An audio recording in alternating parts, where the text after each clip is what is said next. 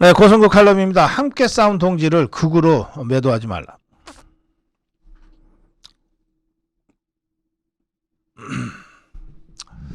예, 제가 한 10여 년 전에 제가 일본을 그 사이에 한 10여 차례를 방문했던 것 같은데요. 10여 년 전에 그 도쿄에 있는 그 야스쿠니 신사를 가봤습니다. 별로 감흥이 없었어요. 그냥 일본 사람들이 자기들 신 모시는 신사니까. 그런데 그 바로 앞에 있는 전쟁기념관을 둘러보다가 제가 충격을 받았습니다. 그 전쟁기념관은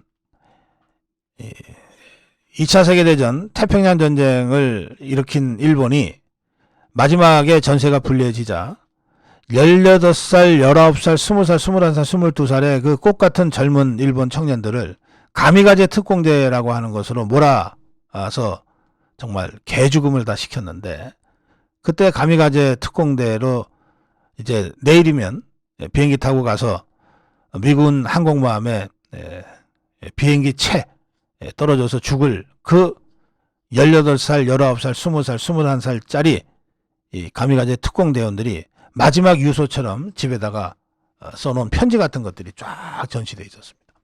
소름이 끼쳤어요.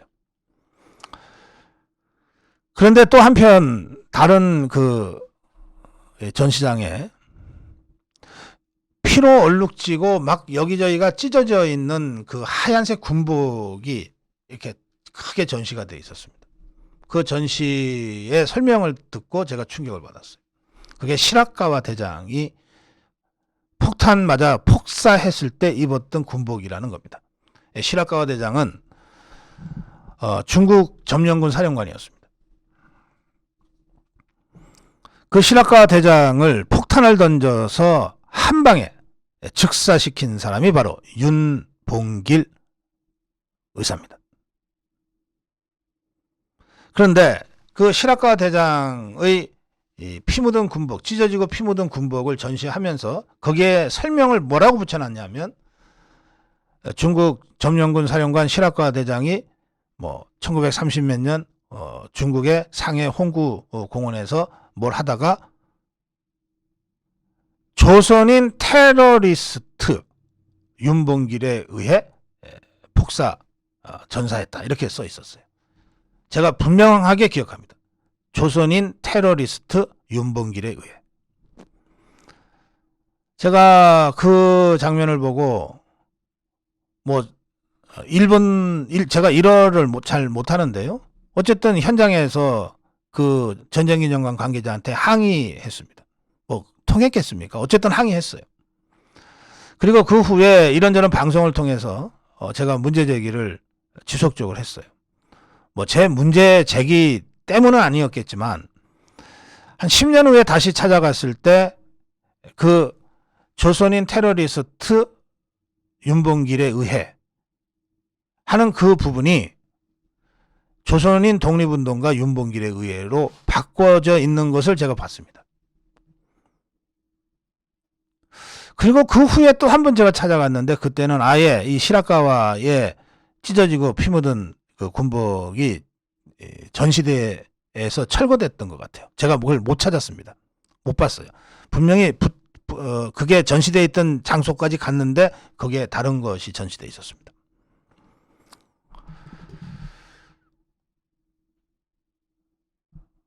예.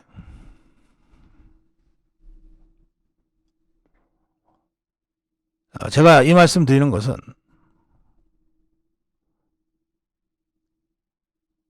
적과 동지를 분명하게 구별하자는 겁니다. 적과 동지를 분명히 구별하자. 일본인들에게는 안중근 의사나 윤봉길 의사가 자기들의 위대한 정치 지도자 이토 히로부미나 시라카와 대장을 암살하고 폭살한 테러리스트로 보일지 모르지만, 우리 대한민국 국민들에게 안중근 의사는 구국의 영웅 아닙니까?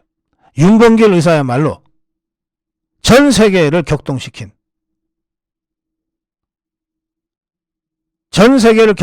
구국의 영웅 아닙니까?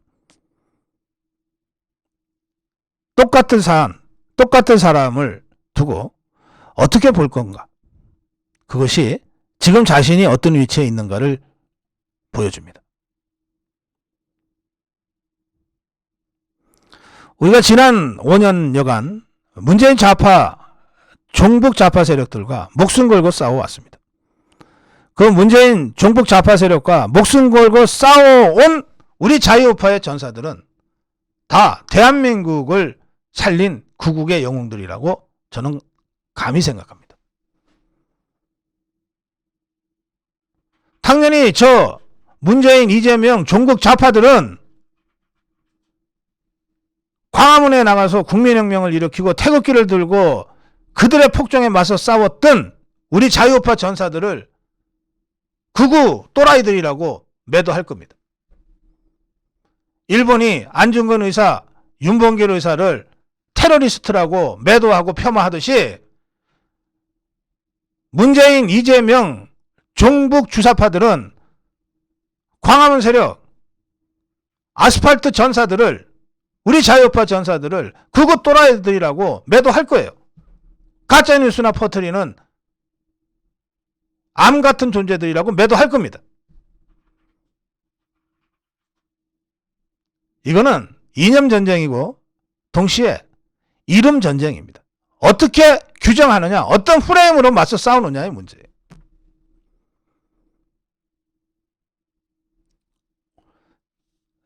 제가 오늘 칼럼에서 이 문제를 제기하는 이유는 간단합니다.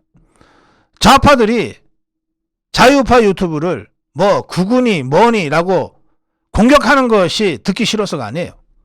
그자들이 이렇게 우리를 공격하는 건 너무나 당연해요. 그자들의 논리에서, 그자들의 입장에서. 문재인 이재명 종북 좌파들이 저 고성국이를 공격하는 건 너무나 당연한 거라는 거예요. 저는 그런 걸로는 눈도 하나 깜짝하지 않습니다. 그러나 그 종북 주사파, 문재인 이재명 종북 주사파 세력들과 목숨 걸고 싸워온, 함께 손잡고 싸워온 동지들 중에서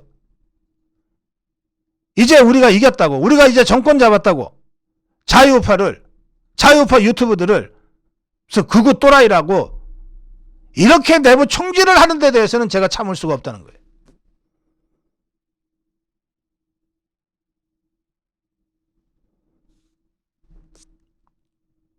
지금 국민의힘에서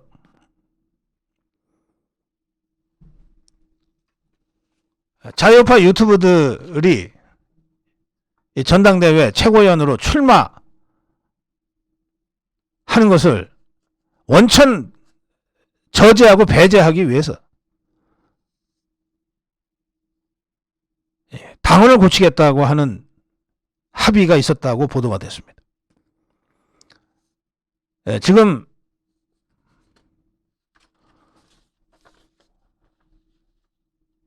선거관리위원회가 전당대회 출마를 예고한 극우 성향 유튜브 가운데 일부 전과가 있는 사람들을 전과자 배제 룰을 도입해서 아예 원천 배제하겠다, 이런 얘기가 보도가 됐습니다.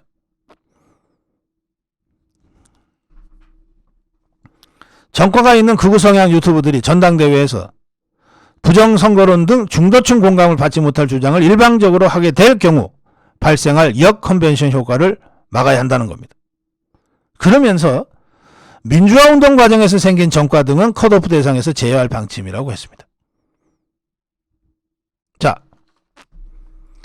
문재인 좌파 세력, 이재명 좌파 세력과 종북 좌파 세력과 투쟁하는 과정에서 우리 자유파 유튜브들이 저도 8건 이상의 이 좌파들로부터의 이 소송을 당했습니다. 물론 유죄받은 건 하나도 없습니다. 사건 자체가 성립이 안 됐다는 것이 경찰 수사와 검찰 수사를 통해서 다 밝혀졌기 때문에 전부 무혐의 처리됐습니다. 기소도 된 적 없습니다. 그러나 실제 투쟁하는 과정에서 지금 당장 안정권, 잡혀 들어가 있지 않습니까? 그럼 그 사람 전과 있는 거예요. 그 사람이 이재명이 같은 자범입니까? 이재명이처럼 뇌물 받고 도망다니던 자범이냐고요. 음주운전 했냐고요. 안정권 씨에게 지금 씌워진 법률적 혐의가 뭐든 안정권 씨의 구속은, 안정권 씨의 정과는 문재인, 이재명, 종북 좌파 세력과 투쟁하다가 얻은 정과 아닙니까? 민주화운동하다가 얻은 정과하고 뭐가 달라요? 그게 훈장이지 어떻게 정과입니까?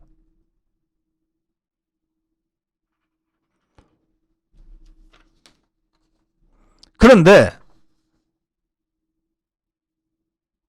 이걸 극우 유튜브들 정과 있는 자들이라고 이걸 원천적으로 배제를 해? 이들이 전당대회에 나가면 중도층이 등을 돌릴 거라고? 2020년 총선의 실패. 황교안 당시 대표가 통안의 한이라고 했던 거 뭡니까? 실체도 없는 중도층 쫓아다니느라고 유승민이한테 수십 개 공천권 주고 안철수한테 수십 개 공천권 주는 바람에 문재인 좌파 세력과 목숨 걸고 투쟁했던 우리 자유파의 본대 60, 70명에 가까운 원외당의 위원장들이 전부 경선에 참여도 못하고 컷오프 당했는데 그것이 통안의 한이라고 지금 얘기하고 있잖아요. 자유파의 본대도 제대로 꾸리지 못하고 배제부터 하겠다? 그리고 그 자리에 중도층이 어서 오세요. 자기 진영에 내부 총질하는 자들을 보고 무슨 놈의 중도가 여기를 오냐고.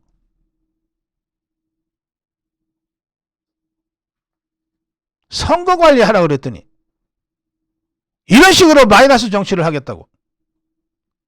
그냥 안 죽은 의사들로 테러리스트라고 해. 그러면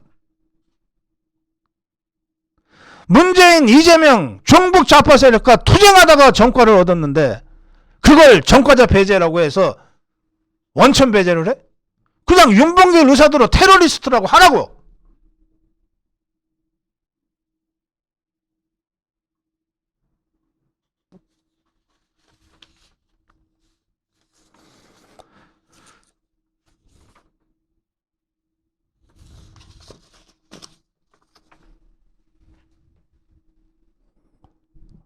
네.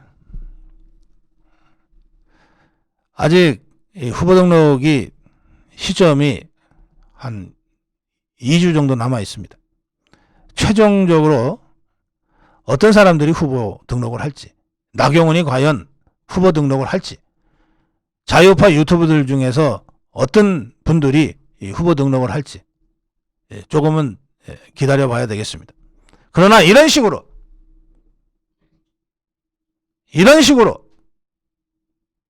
처음부터 배제하겠다는 이런 움직임에 대해서는 단호히 반대하고 바로잡기 위해서 투쟁하겠습니다. 그리고 출마 선언을 한 이 자유파 유튜브 후보들에 대해서는 저희가 차례차례 초청해서